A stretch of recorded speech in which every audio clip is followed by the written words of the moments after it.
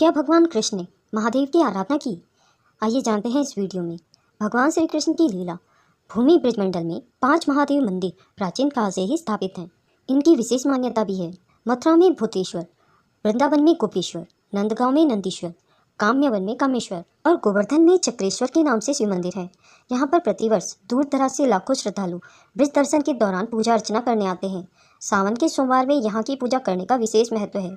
चक्रेश्वर महादेव के बारे में शास्त्रों और पुराणों में उल्लेख मिलता है।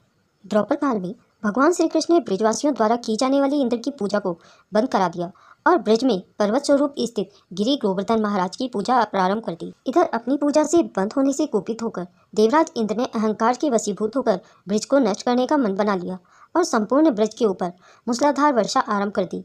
लेकिन भगवान कृष्ण ने इंद्र का मान नष्ट करने के लिए ब्रजवासियों की रक्षा करते हुए गिरिराज पर्वत को छत्र की तरह अपने बाएं हाथ की उंगली पर पदार्पण कर लिया और सभी ब्रजवासी पशु पक्षी मनुष्यों की रक्षा की।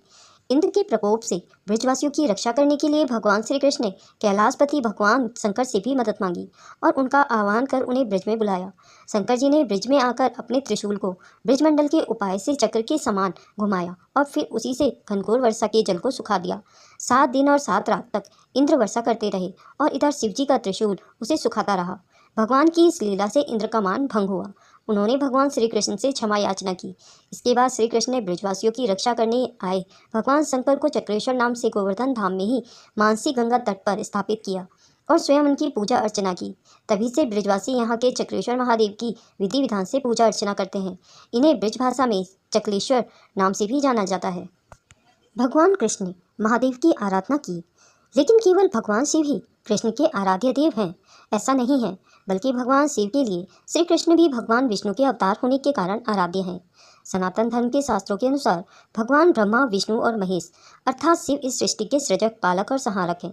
इन तीनों देवों का पद स्थान भी समान है।